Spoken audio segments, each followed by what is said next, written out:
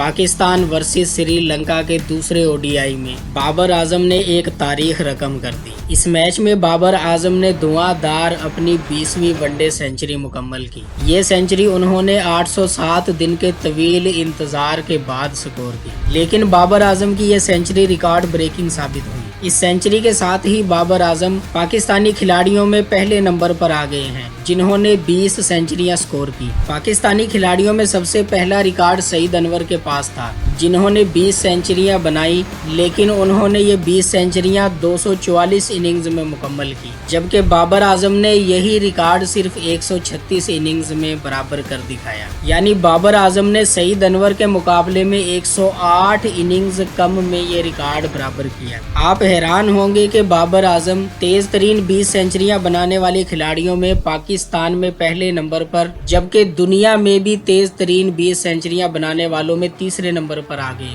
पहले नंबर पर हाशिम आमला हैं जिन्होंने 108 इनिंग्स में अपनी 20 सेंचुरियां मुकम्मल की। दूसरे नंबर पर विराट कोहली हैं जिन्होंने 133 इनिंग्स में अपनी 20 सेंचुरियां मुकम्मल की। अब तीसरे नंबर पर बाबर आजम हैं जिन्होंने 136 इनिंग्स में ये माइलस्टोन अचीव किया। फख्र की बात यह है कि आज बाबर आजम दुनिया के टॉप 3 में खड़ा है। बाबर आजम ने इस इनिंग्स में सिर्फ 119 गेंदों पर 102 रन की नॉट आउट यादगार इनिंग्स खेली और अपना नाम क्रिकेट की तारीख के एक सुनहरी बाब में लिख दिया। नाजरीन, बाबर आजम का ये सफर हरगिज आसान नहीं था। वो काफी अरसे से तनकीद की जद में भी रहे। उनके कैरियर में जहां भारी कामयाबियां हैं, वहीं मुश्किल वक्त भी हैं। काफी अरसे से उनकी फॉर्म में कमी और कमजोर कारकर्दगी पर सवालात उठ रहे थे। कप्तानी के बोझ ने उनकी कारकर्दगी पर गहरा असर डाला था, जिसकी वजह से उन्होंने कुछ ही अरसे में कप्तानी छोड़ दी। बाबर आजम के बारे में यहाँ तक कहा गया कि अब वो खत्म हो गया है, अब बाबर आजम दोबारा कमबैक नहीं कर सकता। लेकिन बाबर आजम ने अपने ऊपर उठने वाली तनकीद का जवाब बल्ले से दिया है। हालिया सेंचुरी सिर्फ एक इनिंग्स का संगे मील नहीं है,